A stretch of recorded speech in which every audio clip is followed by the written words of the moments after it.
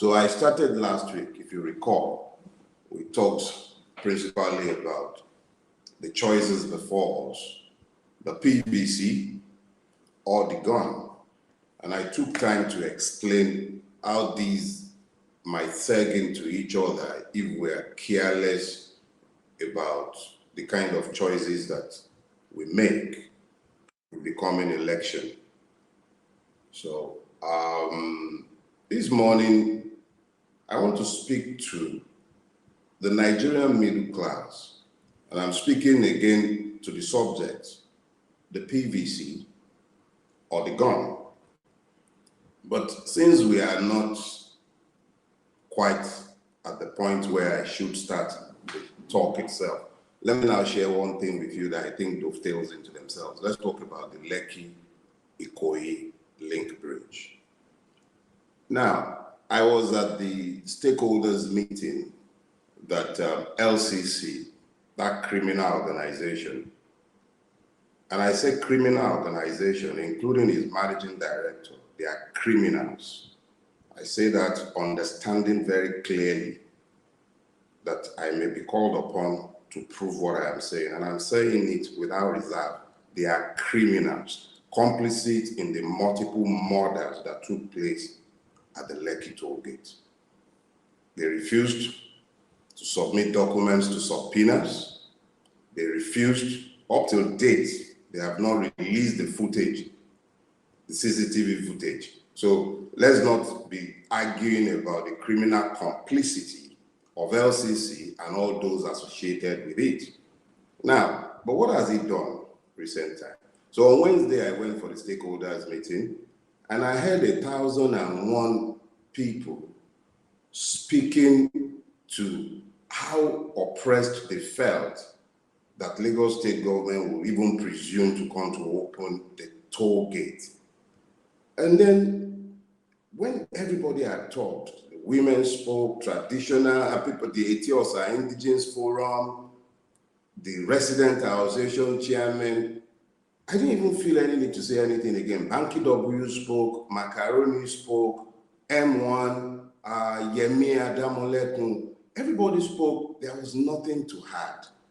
The citizens, quote and unquote, spoke loudly, resoundingly, and you would expect that in a democracy, quote and unquote, where the voice of the people should count, such rulers or government would pull back from doing something that is patently anti-people, and that the general majority of the people in that corridor have made clear they do not desire.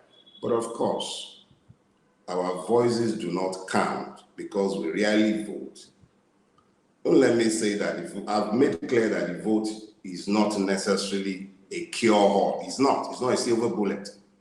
But the level of contempt that the rulers have for us is reflective of the disconnect between the will of those who are governed and those who presume to govern. We are almost at 10 o'clock, but I need you to consider this. How do you justify multiple toll gates in a neighborhood on roads that are the sole thoroughfare in and out of those neighborhoods? Now, what's the connection? The totality of those who live within, in fact, even those who were once upon a time indigent have become aspirational members of the middle class. A larger proportion of those who live, especially in Lekki Phase 1, cannot claim to be anything less than the middle class. The level of disconnect, their readiness to take burdens that are not their own, that will lead the government to have the level of contempt that it has for them, is only a pointer to how bad the middle class has functioned. So, good morning, everybody. It's now 10 o'clock. That was me ranting. You know I enjoy ranting since I enjoy the sound of my own voice. So this morning, as I had said to those who came in earlier on, we're talking about the PVC and the gun, but we'll be speaking more specifically, trying to tailor the discourse to the middle class. So when I say the middle class, what is the middle class? It's a valid question to ask in a place like Nigeria, where we tend to use words without necessarily linking them to the intended meanings by those who originated these words. So what is the middle class? Ordinarily, the middle class is a creation of European, or shall I say Western, social engineering. How? Remember that Europe grew out of feudalism, monarchies. As these grew, some people had to serve them. So those who had to serve them were buffers between the rulers and the serfs. So this class, people were persuaded to talk about socialism, class, and all of that would do a better job. But suffice to say that this was the class that was given access to credit, educated to be able to serve both the purposes of the state and those of the rulers. And they became economically advantaged principally because of access to credit. That's where you had creations of stuff like mortgages, which meant they could own their own homes, even if they were buying from the lots. So generally, a class was created in Europe, later on in America, and in other parts of the world that have bought in to this class thinking. It wasn't part of African thinking, but let me restrict that meaning strictly to those who might be said to be the aspirational class looking to, I think even the way the French thinkers talked about it, they were the petit bourgeois, the little orgas. So this class generally, everywhere in the world, is the class in which you have the professionals, those who have educated their minds, not necessarily only in schools, but who have had some form of training or the other and are supposed to be more or less like the engine room for the society. Amongst them, you'll find the doctors, you'll find the teachers, you'll find the lawyers, you'll find the engineers, you'll find the fashion designers, you'll find all sorts of artisan classes who have managed to lift themselves out of perhaps relative obscurity or poverty to the point where they could own their homes, even if they were borrowing to do so. The critical thing you must understand about the middle class is the access to credit, the capacity to envision. These are characteristics of a middle class, but the most important ingredient in every true middle class are aspirations, hopes of going higher. So the upper middle class aspires to become part of the upper class. The lower middle class aspires to go up to the upper middle class, and the lower classes generally look to the middle class for inspiration and pointers at how they themselves might come out of poverty into relative middle class affluence or stability, so that essentially what characterizes the middle class is economic stability. These are the characteristics of the middle class that you will find in sane societies.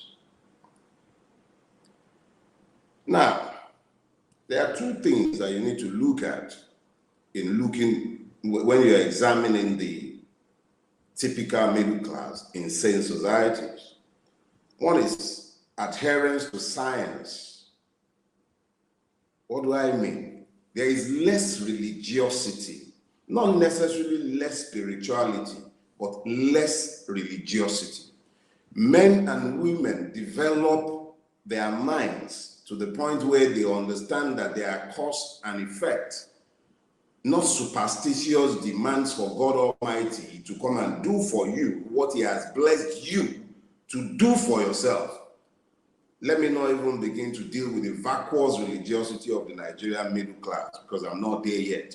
But you must understand that in sane societies, they are anchored to reason, they are anchored to ideas, they are moved by science, they are moved by futuristic ideas. They sit down, they envision a future better than the one in which they live, and they understand the fact that their mortality counts for nothing. the fact that they will live and die is an acceptable part of living.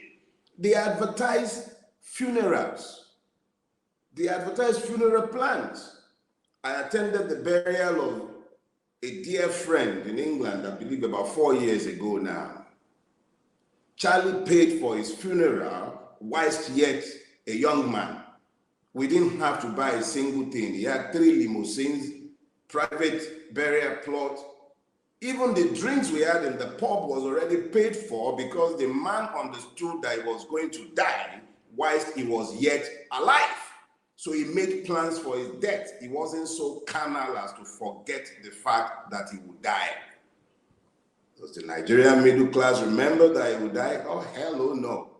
You're too busy storing up values. But I get ahead of myself. We're still busy talking about the middle class in every other place in the world. They think to the future. So they have no qualms with planting trees. Cliche, right? Whose shade they will not enjoy. They have no problem planting trees whose fruit they will not eat. Ndi Igbo has a proverb. They say that if you want to enjoy the shade of a mango tree in your old age, plant it whilst you are yet a youth. The Nigerian middle class, no, I'm getting ahead of myself. I'll not talk about you, not just yet. Let's continue dealing with those who still use their God-given brains. What do? So they sit down and they think, in 20, 30 years' time, the society would have grown to this point. These would be the needs infrastructurally. These would be the needs in education. These would be the needs in health. These would be the needs in so many things and ideas that advances society. They think futuristically and then they plan for it. Then they allocate resources based on the vision they have for the future. These are the characteristics of a middle class. It is the engine room for the development of nations. Now, let us talk about the Nigerian middle class. What are its characteristics? What does it mean? Who is a member of the Nigerian middle class? Because now we have to jettison all those Dogonturenchi that I have spoken earlier in seeking to describe the Nigerian middle class. No, to describe middle classes generally. So let's look at the Nigerian middle class. But I think it is critical that we look at its origin, because it is in its origin that you find the seed of its current putrefactions. The Nigerian middle class was built essentially out of those purposed to serve colonial needs. They were educated essentially to serve purposes. So you can open up a textbook on sociology or political science, for instance, and find a subject such as the advantages of colonialism being taught in the Nigerian school years after the Oyibo had left. So they were still serving the purposes. So we created a middle class that was existential in its outlook, that was not anchored to purpose or to vision. It was to serve the system. And there were offshoots, the professional middle class, who furthered the interest of the system. But as we have entered the years of the ruiners, perhaps beginning with Babangida for one, what happened is that the pauperization of the middle class began. And as it had become increasingly pauperized, first with SAP, that was when my generation, we grew up understanding how tasty yam and groundnut oil with salt, how tasty it was. It was so bad during these, what's his name, Buhari years, essential commodity, rationing. So my generation, which makes up a large portion of the Nigerian middle class, grew up with scarcity ingrained in their mentality. So they learned to grab, focus on fixing all the failures of the state. The state stopped educating children, stopped educating Nigerians generally. I first became scandalized by the thought, I believe it was in 1994. Yeah, 94, April 1994. I wrote a piece for then AM newspaper. It must have been on the 17th of April, wherein I was reviewing the budget for that year.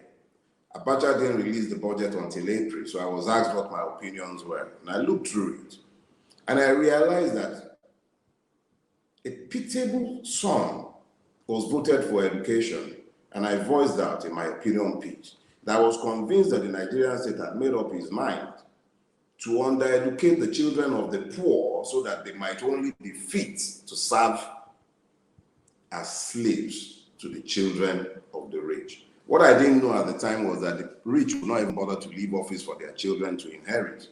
What they have done is that they have used both the children of the poor and their own children to service their myopia, and they've destroyed.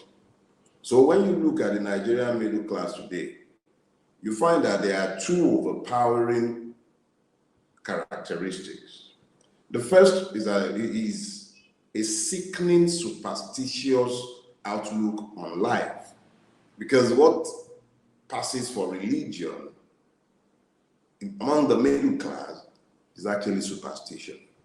Name it and claim it. What the heck are you naming and claiming when you should just step into your place and do what you ought to do as men and women of good consciences? You're busy praying in your churches and your mosque, you're fasting, you're casting, you're binding, when you should act.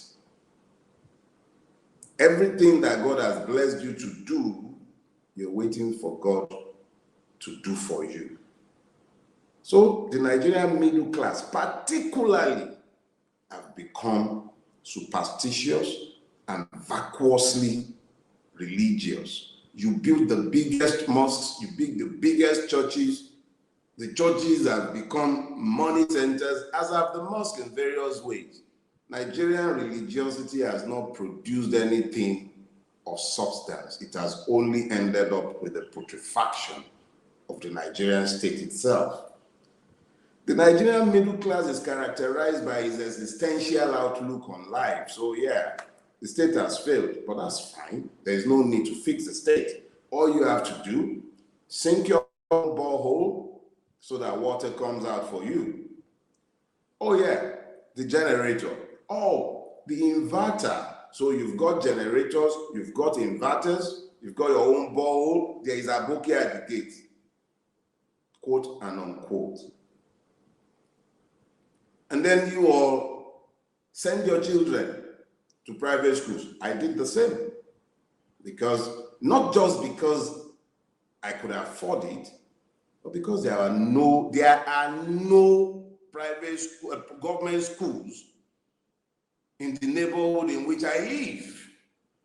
In 22 years of Tinubu's unbroken hegemony in Lagos State, he hasn't added any single, not one classroom in my entire Lekki neighborhood. Not one. And the neighborhood has grown by well over 500%. I moved into the Lekki Artists in 2002. We drove into VI for everything. There were no chemists, no hospitals, nothing. We drove into VI for everything. It took the coming of the toll gate to force commercialization on Lekki. Instead of protesting, we adapted. We're like frogs in hot water. We keep adapting. So we've become existential. So where our parents sent us to public schools, we were compelled by the failure of the system to send our children to private schools. But we didn't complain. We were the children of scarcity, and we were overcompensating for the failure of the system in the life of our children and in our own lives. So we became completely existential. The state will fail, we'll step into the space. we barely ever have time to consider the consequences of all these failures that we keep covering up for. And then there are some of us, they profit by their silences, and they imagine that they can be immunized from the effects of the insanity that they have helped to normalize. The Nigerian middle class are not victims. You are largely accomplices in the putrefaction and destruction of the society that you have helped to build.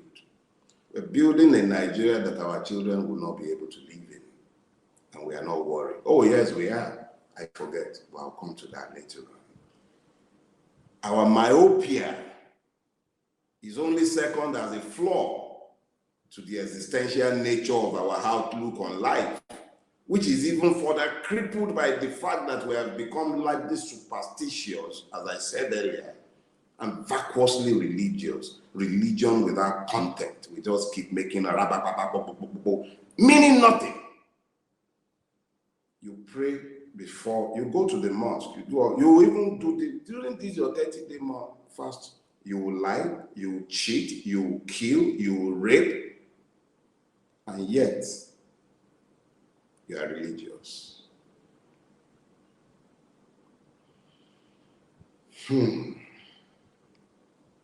Let me tell you how the Nigerian middle class has failed the Nigerian youth, including your own children. Let me share it. So, first off, my own children are not within the government school system because none exists. Let's be clear about that. So I'm not suggesting that I am immune from the criticisms that I have leveled. But that is not the point now. Let me move to the point that I really want to make about this. Everywhere else in the world, the middle class is working, believing that they will leave a better country behind for their children to inherit.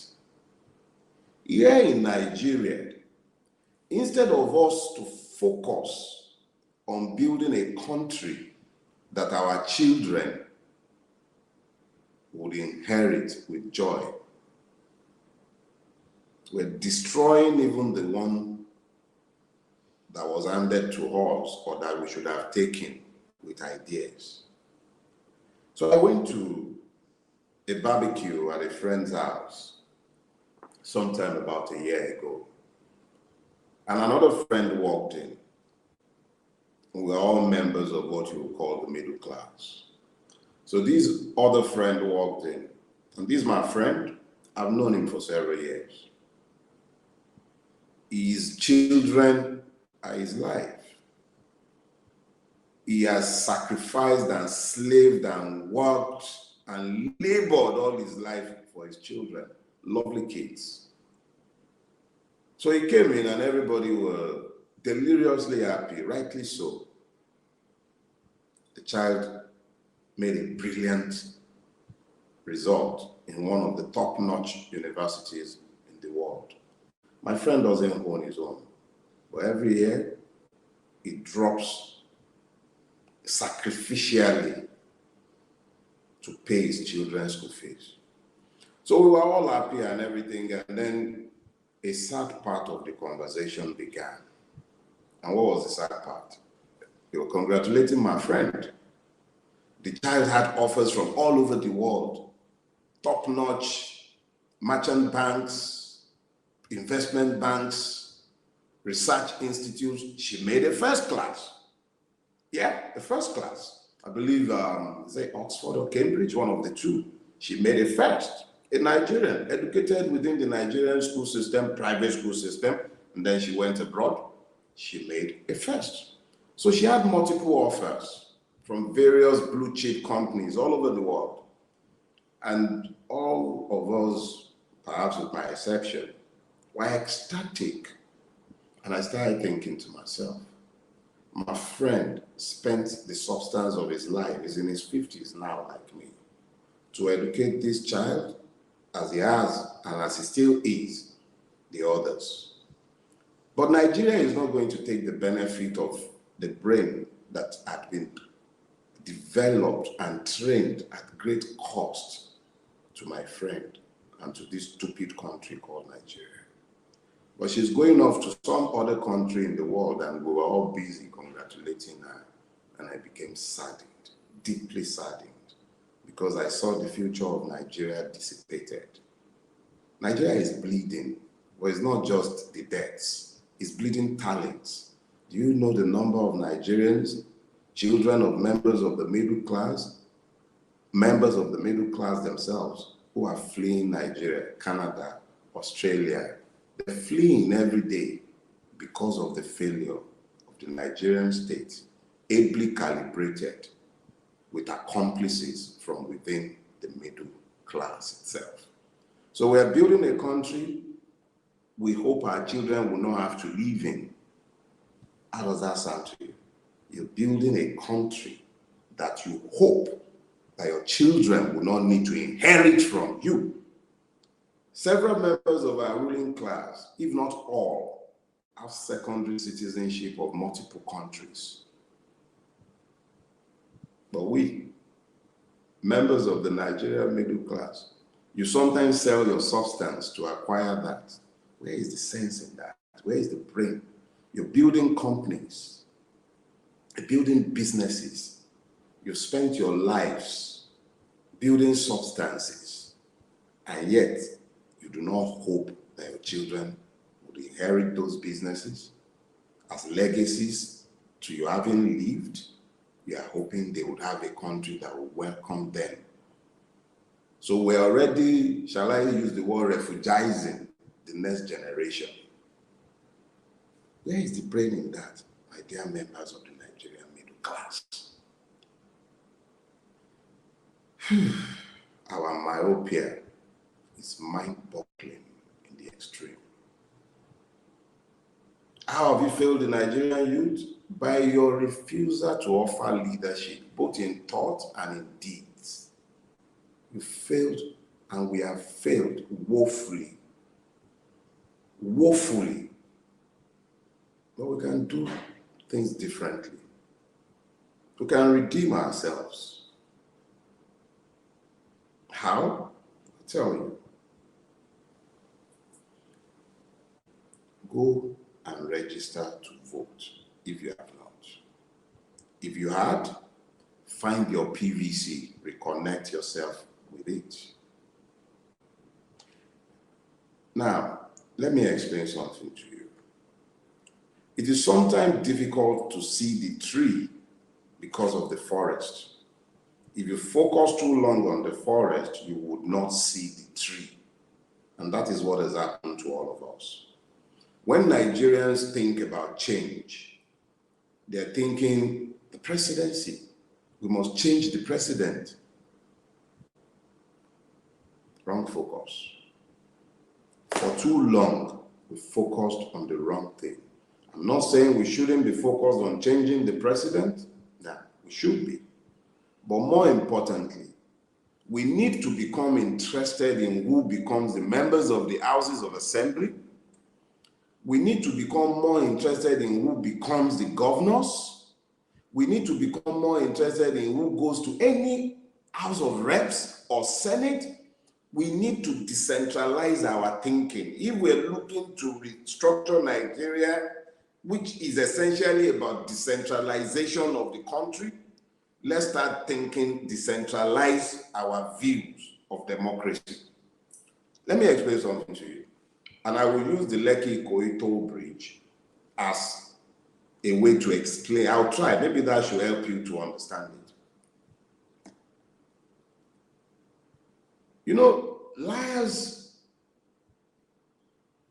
usually have good memories. But when you have told lies in pursuit of a fraud, and then you realize that there's actually no need for you to lie anymore because the people you were lying to can't actually do anything to you, even if you told them the truth, or you ignore to tell them the truth, or you just feel like they don't pay attention and you can say anything you want at any point in time. Let me go on record. The LCC is 100% owned by the Lagos State government. But the Lagos State government is just another word for the Jagaban PLC or enterprise. So they will tell us in one breath that is a private undertaking. They'll tell us in another breath that this same private undertaking was bought by the Lagos State government.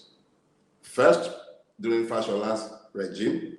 Second, during Ambode's regime.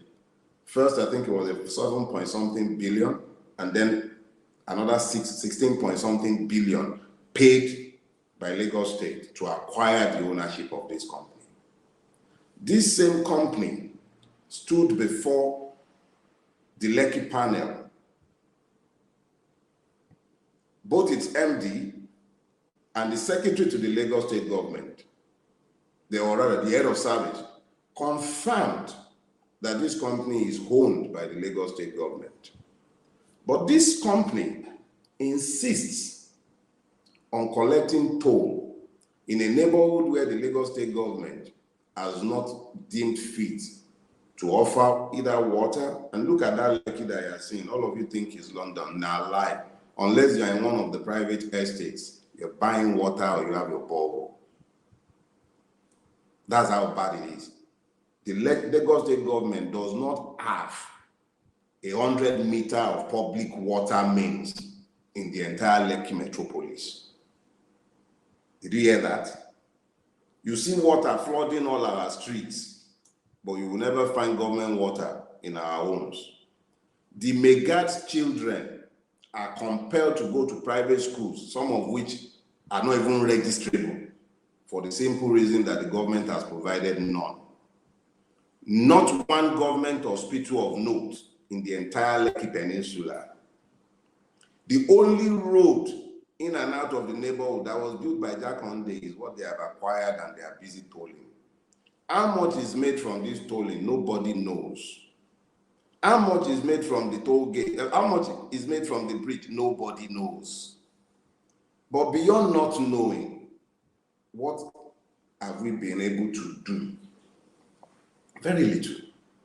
Because we take everything, we accept everything. If you ask people to protest, they are more interested in thinking, I don't want to die, Jari. They will now start shooting, and it's not far-fetched. The Channel's correspondent that was at the toll gate, I'm sure you all saw the video. Imagine if they would do that to a journalist in broad daylight, on record. Think of what they did when they switched off the light. But what are you, as members of the Nigerian middle class, what are you doing about these multiple madnesses that you have either normalized by the fact of your being accomplices, or that you have normalized by the fact of your silence? What are you doing about it?